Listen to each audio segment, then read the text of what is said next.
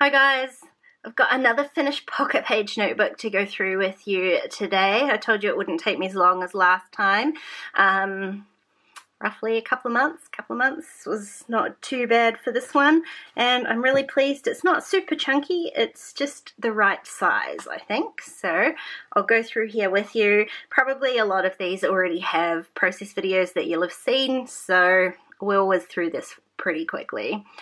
This was definitely a process video, my first shopping spree as an aunt-to-be, and I haven't done anything about the receipt. I know there were a lot of comments on that process video that these receipts fade. They are not in any way good for storing long term. So my plan at the time, after reading those comments, was to scan and print this.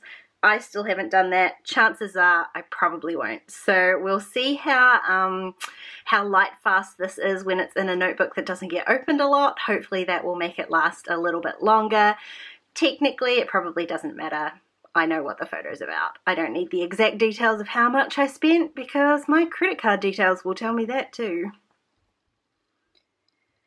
And you'll know this was definitely a process video for this, my 7,000 subscriber giveaway. And I did mention in another video that I went back and created these diagonal partitions with my fuse tool to try and keep the sequins a little bit more spread throughout the page, which, as you can see, has worked nicely. They don't all hang at the bottom, even though I store my notebooks vertically on my desk here. It worked really nicely, so I was really pleased with how that works, and I will definitely not necessarily go back and do ones that I have done previously, but I will make sure that I do this on any future sequiny spreads. And again, definitely a process video for this one too. I really love how this turned out. I still love it. I love the idea of all the tag shapes. And I had mentioned in the comments to a few people that you could repeat this sort of design with a lot of different shapes. It doesn't have to be tags. A circle spread would be really cute, or maybe stars, or just any shape repeated a number of times probably will give the same effect. It's just really visually pleasing seeing a lot of one thing. This was a quick page I put together with some bits and pieces that Essie Ruth had sent me. I wasn't super happy with the way it turned out, so there was no process video for this one. It was just me playing around using some of the bits and pieces that she had sent me in a pocket letter. And no process video for this one either, but is one of my favorite spreads in the book. This is and I think it's called Snarkily Yours Volume 3 stamp set from Citrus Twist. And I did a tutorial over on their blog about using stamps on a block, a lot of stamps on a block, to really easily create a repeat pattern. And this is one that I did, I think there's 3 different lines of stamps in here, so I had 3 different blocks going, and I repeated them all the way up the page in rainbow colors. I will say this took me a couple of attempts because the first time I severely underestimated how many ink colors I was going to need, so I did redo it with adding a few more ink colors in, and I just love this rainbow effect. It is so pretty and goes perfectly with all these whimsical goodies on this side. This is a page that I put together reasonably digitally. There's another tutorial over on the Citrus Twist blog, and I'll try and remember to link these down below. If I don't and you want to look, make sure you remind me, for creating Traveler's Notebook size pages from digital files. So these are digital 3x4 cards that I have turned into Traveler's Notebook pages, printed out, stuck down a photo, and written my journaling. So that easy. There's a couple of stickers on here, and the tutorial for how I created those is in that same video. This is another one of those repeat stamping pages from Citrus Twist. All I did was use one tiny little stamp in 3 different colors and sort of ombre it across the page. Those colors I picked from my photo, and then did some journaling and stamped a title. I think these are super old Alphas stamps from Studio Calico, I think, and I love how it turns out. So you can see I'm loving a more sort of busy page in this notebook. This page is a mix of digital and traditional page.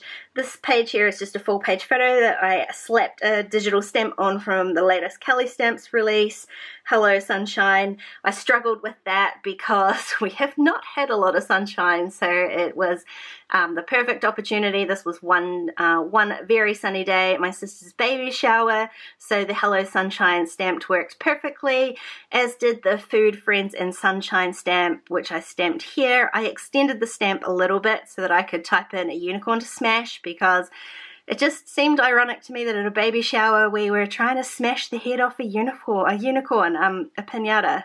Strange choice, but the irony wasn't lost on me.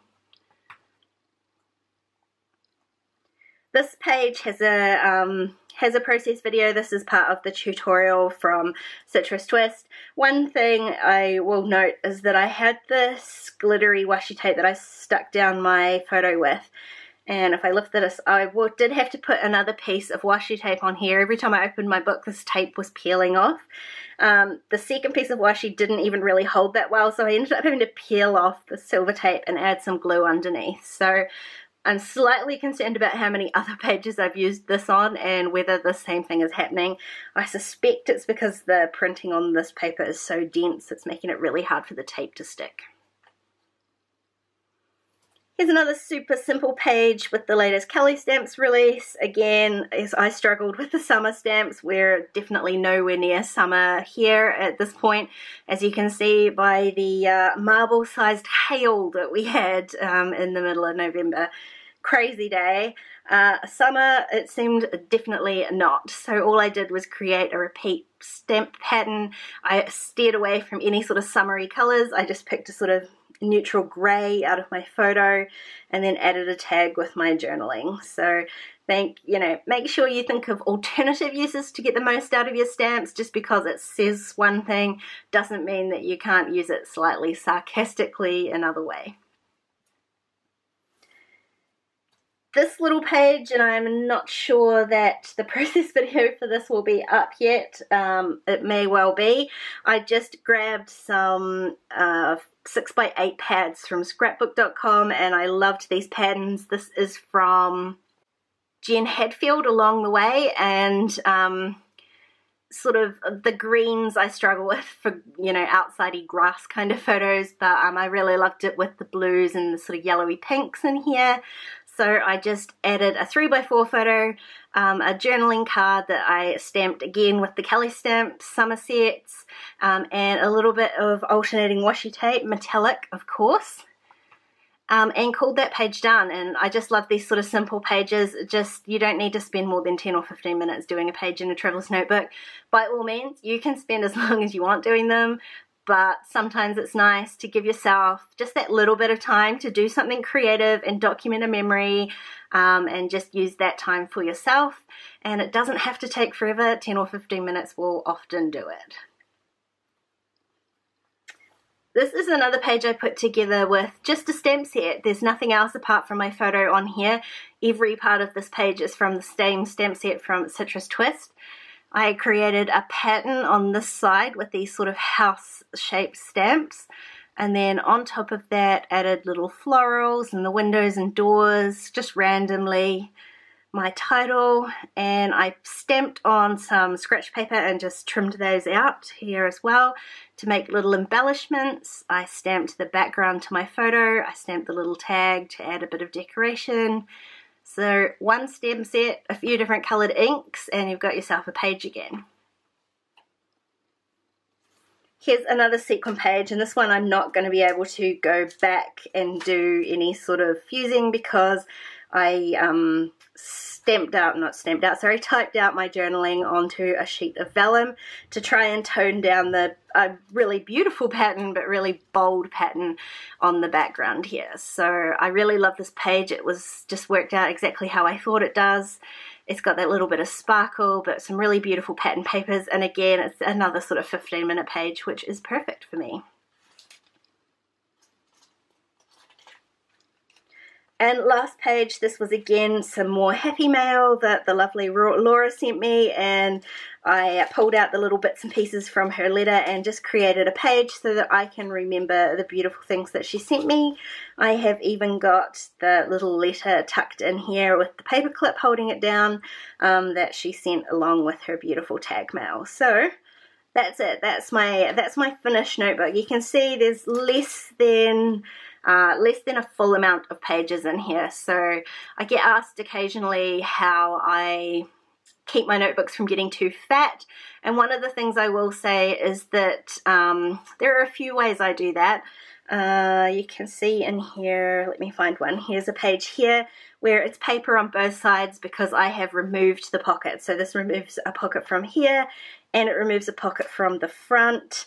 I do that maybe 1 or 2 times through the notebook. It gives me the option of having a double paper spread, plus it removes a couple of pages to make the book less bulky. Or another option I've done occasionally is I find the center spread. I just lift the staples really carefully and pull out half of the notebook. Then I create my own cover for that half, close these staples up, and I create 2 notebooks out of 1, which again makes them less bulky. You can end up with 2 volumes for if you're using a notebook for a specific event or season. You can have 2 volumes. It just means that you've got the option of adding things like sequin pages and paper clips without pages getting too bulky and your notebook splitting apart. So you can see this one is not too big. It didn't split, it didn't pull apart like the last couple that I showed you. So that is always a good option for your notebooks as well. Do let me know down below if you've got any questions about anything you've seen below. Otherwise, I hope you've enjoyed this video and I will catch you next time. Bye guys.